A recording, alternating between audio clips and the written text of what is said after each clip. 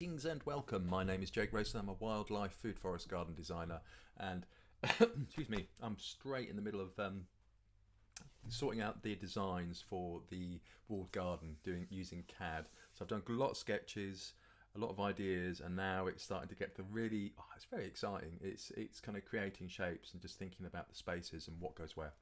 I'm doing the Mediterranean garden now, which is the top northeast side of the quadrant of the garden, and what's kind of it's the warmest part, so it gets a southwesterly sun, and I'm going to have herbs up on the walls, and there'll be a strawberry tree, and it'll be Mediterranean, so that'll be exciting. There's quite a few ideas I've got kicking around about plants and stuff, but we'll come on to that later.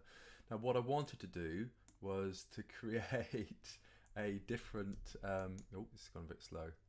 I wanted to create a to create a different path. Now, the rest of the garden is all very kind of using the original path, so it's got very rectilinear, and then I've got concentric circles for the windbreak. So that's great. That's the kind of framework within which I'm working. For this one, because it's so important, access to the frame yard from the house and access to the annual veg patch is so important, I wanted a more direct path. And I'm thinking, well, you've got to go up and then you've got to go across, and I thought, well, why not just for that corner, I'm going to break out of of having circles and rectangles, and I'll put in a curved path. Now, to use a curve, to create curves in CAD, you use a spline tool.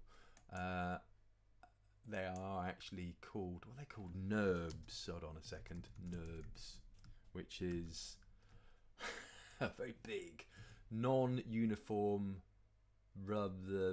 spline, something or other. Non-uniform rational B splines, something like that. No idea what it means. And it's like a curve. It's a curve tool. So what I'm going to be doing is to use this one here, which is spline with control points, and that's kind of easiest thing. I've already created one, so let's zoom in a little bit. And now this path here kind of follows the concentric circles, and now I want to create one that goes straight to the heart of the veg patch, because you remember, annual vegetables, you need compost and water, and I want access. I want that to be really, it's on a curved path, but straight access to the veg.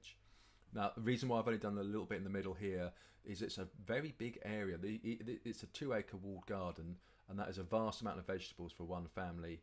So I'm not sure what the client will want to do, so, which bed to have.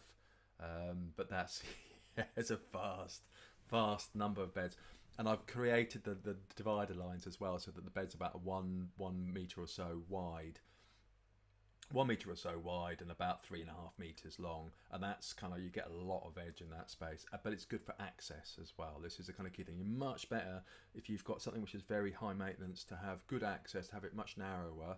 I noticed this when I went up to the walled garden in Llanacheron, and it was kind of interesting. They did the same thing. They got narrow beds, like the herb raised beds are all very narrow, and the veg beds are all very narrow as well.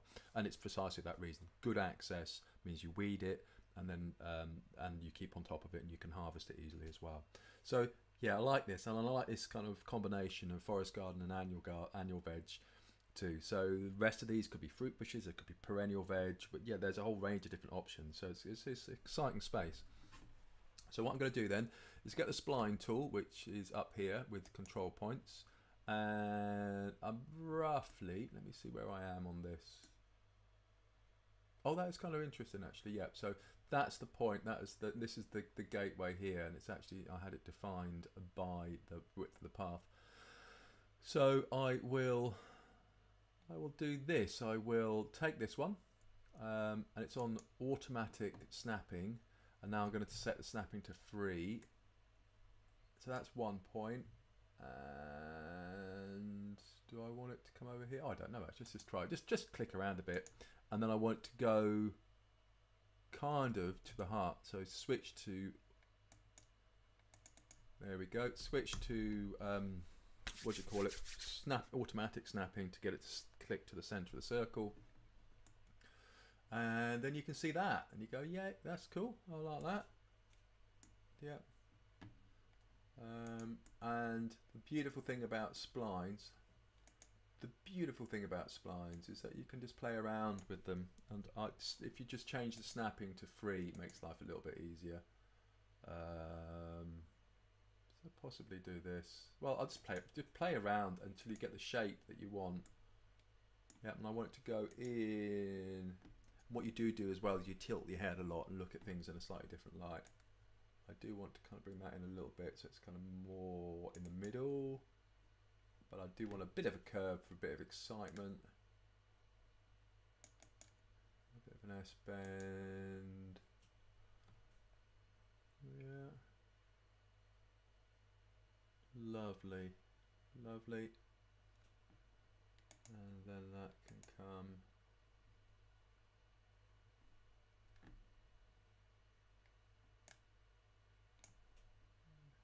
Oops. Yeah, so this is, and then this is what you do, you kind of get it nice, get it where you want it, make it kind of interesting. Yeah. Yeah, so, and then I might play around with a bit of the positioning of that to get it to sit, because I want it to sit with everything else as well. And then I'll use an offset.